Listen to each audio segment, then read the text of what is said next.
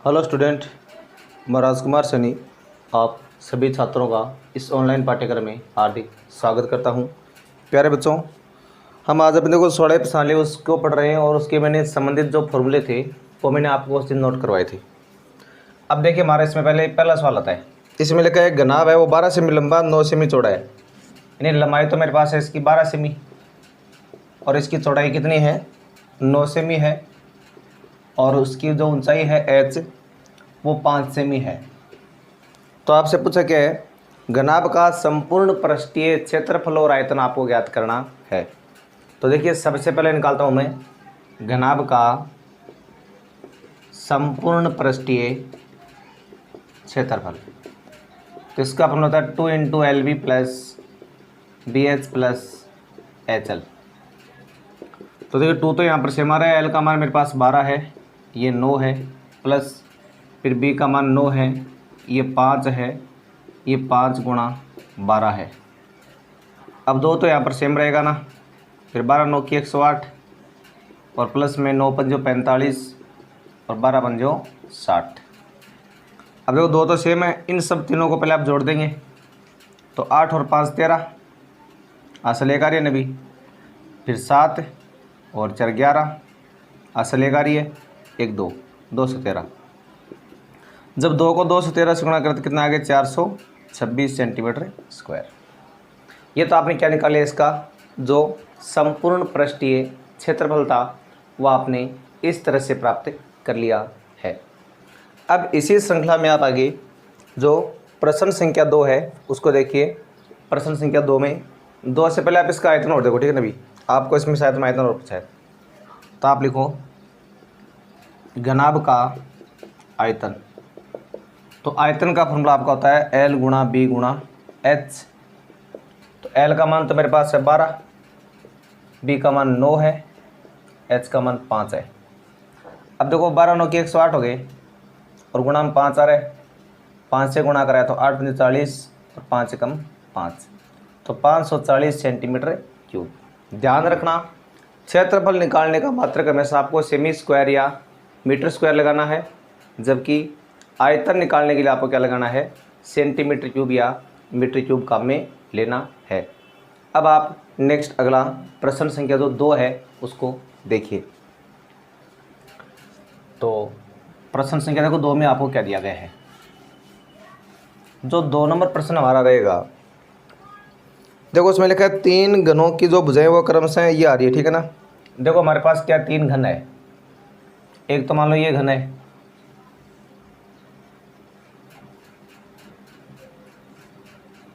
ये घन हो गया मान लो हमारे पास एक तो,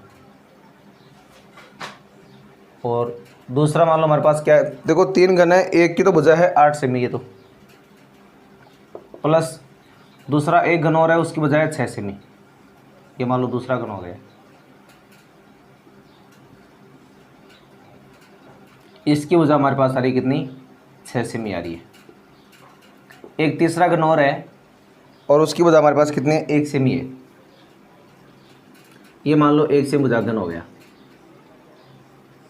अब देखिए आपको इन तीनों घनों का क्या करना है, इन तीनों घनों को पिघला करके आपको एक नया घन बनाना है, और मान लो नया घन आपका ये बन जाएगा इस तरह से।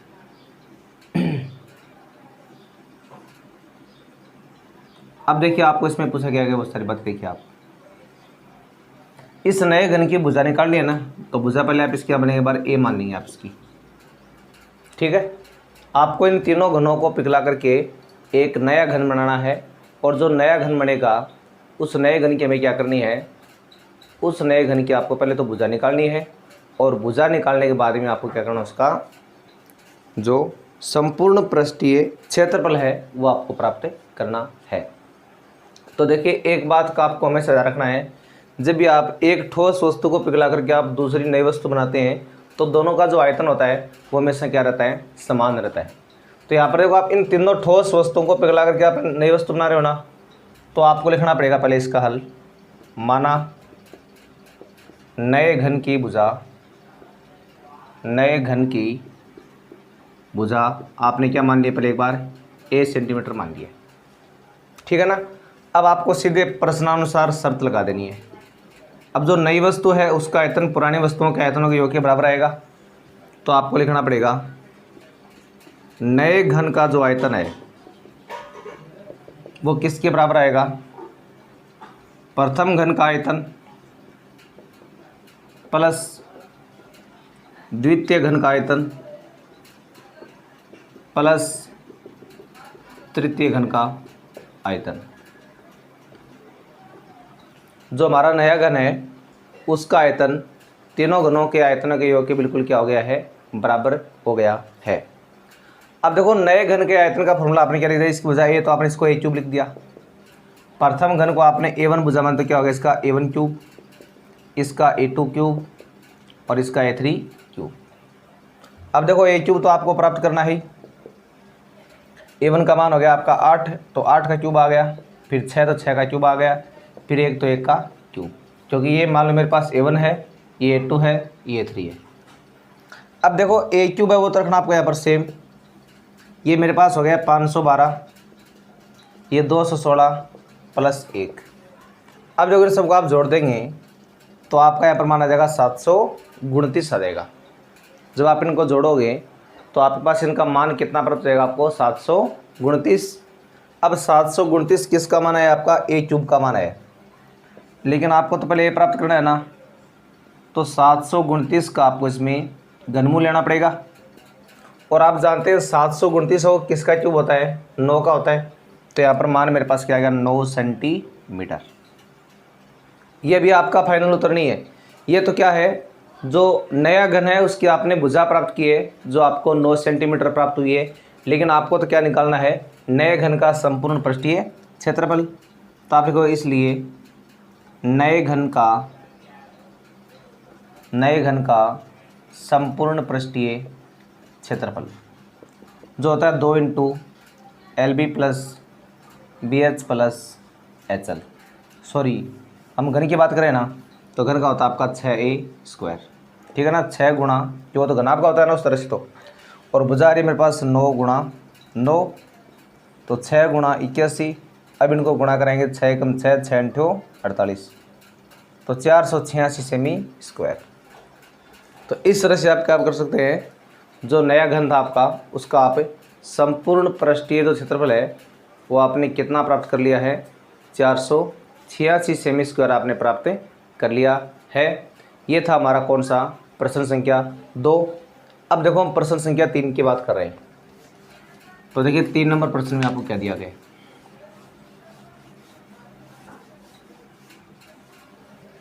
तो देखो बच्चों, प्रश्न संख्या 3 आपका है।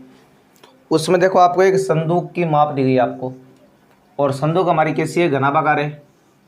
मान लो ये इस तरह से हमारी संदूक बनी हुई है, ये जो एक घनाभ की फॉर्म में है ये, और इसकी जो माप दे रखी है आपको, लंबाई है वो तो इसकी 50 सेमी होगी मान लो, और चौड़ाई इसकी है वो 36 सेमी हो गई है, और इसकी जो ऊंचाई है वो कितनी है? 25 सेमी।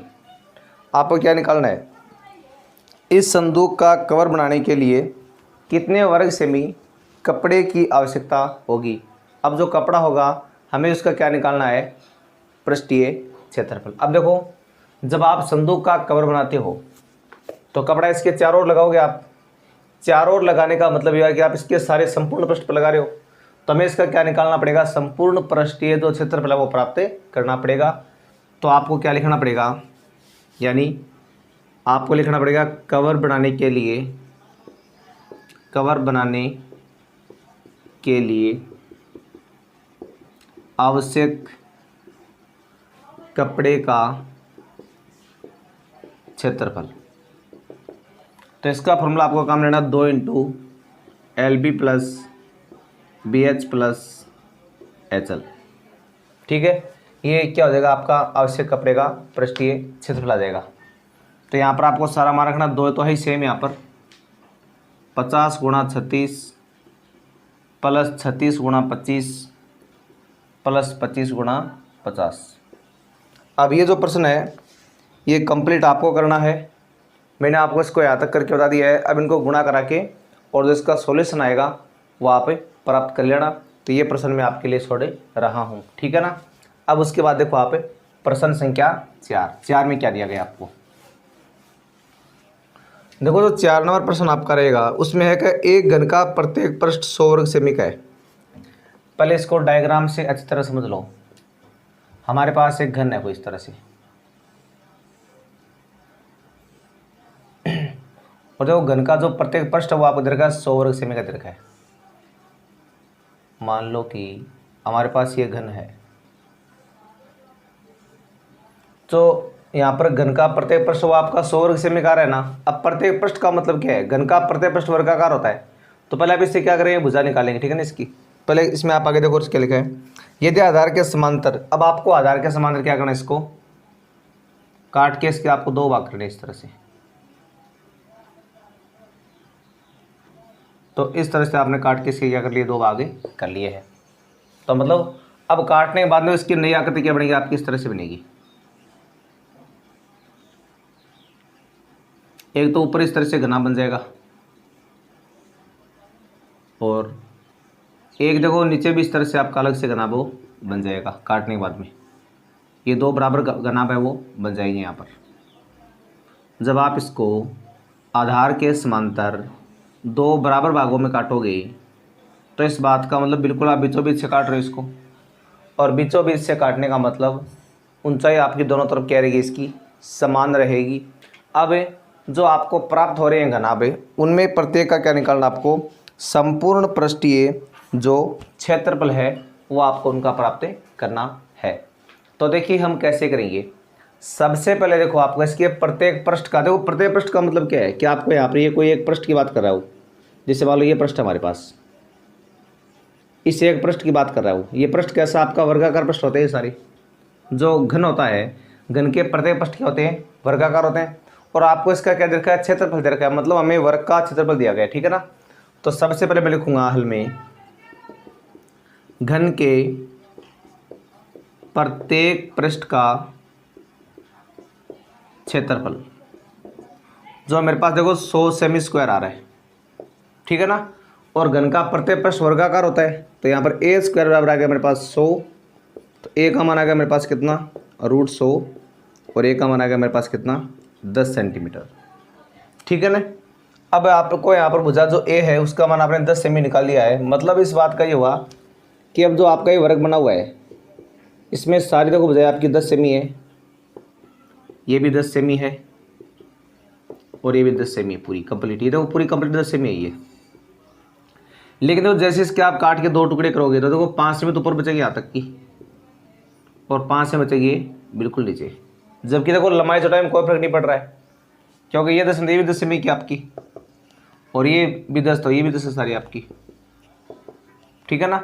तब जो आपको प्राप्त हो रही है इसमें देखो इसकी लंबाई तो 10 सेमी रहेगी यहाँ तो, और ये भी 10 रहेगी, लेकिन क्या होगी आपकी 5 सेमी होगी यहाँ तक की, क्योंकि 5 के 2 हिस्से हो गए बराबर, और ये भी 10 और ये भी 10। अब जो आपको घनाभ प्राप्त हुए हैं उनकी आपके पास लंबाई है वो 10 सेमी है, चौड़ाई भी कितनी है 10 सेमी है, और उनकी ऊंचाई कितनी है 5 सेमी है। हमें क्या निकालना उसका, हमें प्रत्येक का संपूर्ण पृष्ठीय क्षेत्रफल अब आपको प्राप्त करना पड़ेगा। तो आप लिखोगे प्राप्त घनाभ के लिए। अब जो आपको घनाभ प्राप्त घनाभों के लिए, अब जो उनके लिए आपको क्या प्राप्त हो रहा है, जो इनकी लंबाई है वो 10 सेमी है, उनकी चौड़ाई है वो भी 10 सेमी है, उनकी ऊंचाई है वो 5 सेमी है।